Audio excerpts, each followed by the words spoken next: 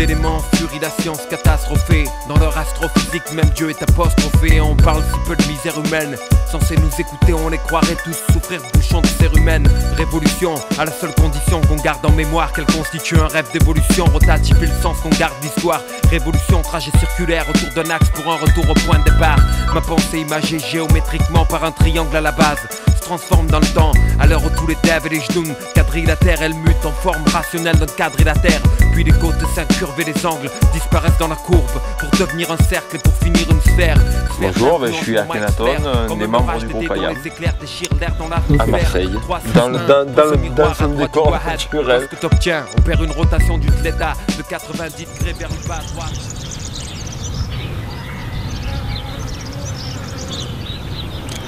Est-ce que l'on peut changer le monde via nos modes de consommation ? Pour moi, l'initiative individuelle est à l'origine des plus grands changements qui puissent être sur ce qui est vraiment utile et ce qui ne l'est pas. Effectivement, rien que sur ça, on peut changer énormément de choses. Maintenant, il y a des initiatives des États qui nous gouvernent qui doivent appuyer le changement individuel. Par exemple, l'accès à l'énergie, aux énergies propres. Les gens qui ont envie d'avoir accès à l'énergie solaire, à l'éolien chez eux, doivent absolument être aidés par l'État. Bon. Après, les connivences avec les grands groupes énergétiques et pétroliers font que avoir des panneaux solaires, ça coûte beaucoup plus cher pour l'instant que d'acheter du pétrole ou d'acheter l'électricité à EDF. Sûr. Est-ce que tu vois un lien entre rap et non-violence ? En tout cas, le rap est présent dans la contestation et contre les dictatures et contre les pouvoirs en place, et pas de manière violente. Avec des mots, avec de la poésie. Le sens de la question, c'était justement ça, c'est que ça peut être justement un vecteur de paix en fait. Parce que c'est un exutoire, ça passe un message via l'art. On constate d'ailleurs très souvent que les endroits où le rap est très développé, où il est structuré, où il est développé, les quartiers où il y a des gens qui mènent des vraies actions au niveau de l'écriture, de la composition, du DJing, de la danse, des problèmes on va dire d'incivilité sont moindres. Même dans certaines prisons, des ateliers MAO sont menés et apparemment les prisonniers qui assistent à ces ateliers ont beaucoup moins de problèmes psychologiques ou de stress liés à l'enfermement que les autres. Que penses-tu des indignés ? Je me dis que ces gens-là, à un moment donné, c'est ceux qui ont compris le message que Stéphane Hessel voulait faire passer dans son livre et qui se soulèvent contre une manière de vivre dans nos pays qui est plus supportable pour certains. Alors après, maintenant, face aux indignés, il y a l'indignation. Alors tous ces hommes politiques, là, notamment de droite, voire très conservateurs, ils disent « Oui, oh mais mon Dieu, mais comment vous voulez faire la mondialisation, la compétitivité dans le monde ?» et tout est présenté sous forme de peur. Donc la pastille de la peur passe, les gens ont peur, ils ne se soulèvent surtout pas. Donc il y a différentes manières de se soulever. Pour moi, je mène un combat à l'intérieur de mes textes et surtout dans ma vie de tous les jours, avec mes défauts, avec la manière dont j'ai été élevé, les travers de ma culture. On a été élevé dans des familles, dans un milieu modeste, mais aussi très matérialiste. De se débarrasser de tout ça, c'est très difficile, surtout qu'il y a vraiment la consommation est vraiment un des meilleurs remèdes contre la névrose. Parce que quand on consomme, on est rassuré. D'ailleurs, les journaux télévisés qui ont fait peur depuis le 11 septembre sont des formidables fenêtres qui ouvrent sur l'espace publicitaire qu'il y a après. Pendant 10 minutes, les gens ont envie d'acheter tout ce qui passe dans la pub.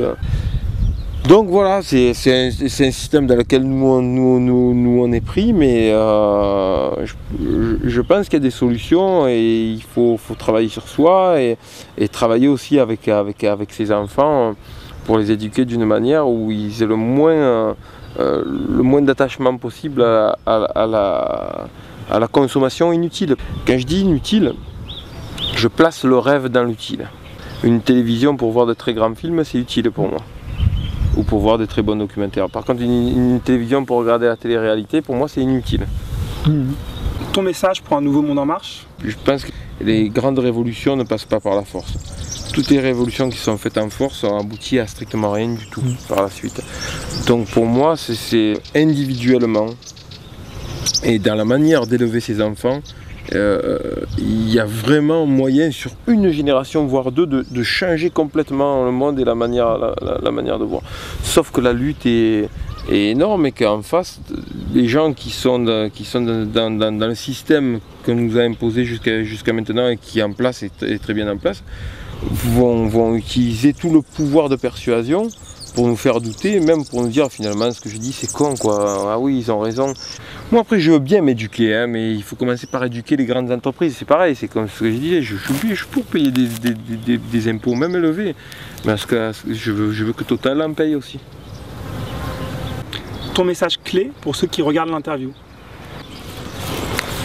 Pour moi le message clé, il est dans le sourire. Parce que beaucoup de personnes aujourd'hui ne donnent pas sa vraie dimension au rêve, à l'imaginaire et à ce qu'on peut accomplir de beau et à ce qu'il y a de beau dans le monde. Et le simple fait de sourire à des personnes, de laisser passer quelqu'un en voiture, de lui sourire, de dire bonjour aux personnes, c'est se faire du bien à soi aussi. Et beaucoup de gens oublient qu'en fait, en communiquant par l'agressivité, on contribue à une société qui est uniquement apte à communiquer dans un rapport de force. Et en France, on est quand même des gros champions, même en Occident. C'est honnêtement un des pays les plus agressifs qui soit dans le monde occidental.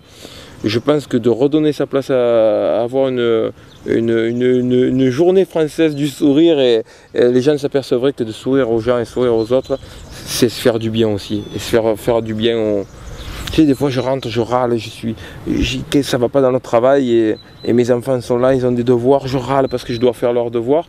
Et des fois je me dis, attends, prends cette soirée avec le smile, cuisine, discute, si les enfants n'ont pas avancé sur les devoirs, c'est pas grave, aide-les.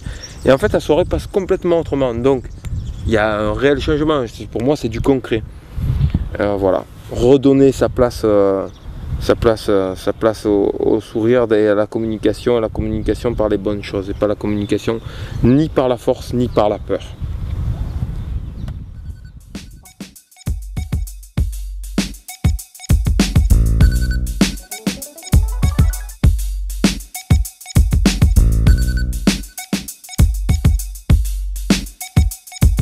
Mes sabres et mes dards, je les aiguise tous. Mes peurs et mes craintes, je les déguise toutes. L'envie, la jalousie nous divisent tous. Voici mon nom de stratège, SOL Invictus. Mes sabres et mes dards, je les aiguise tous. Mes peurs et mes craintes, je les déguise toutes. L'envie, la jalousie nous divisent tous. Voici mon nom de stratège, SOL Invictus.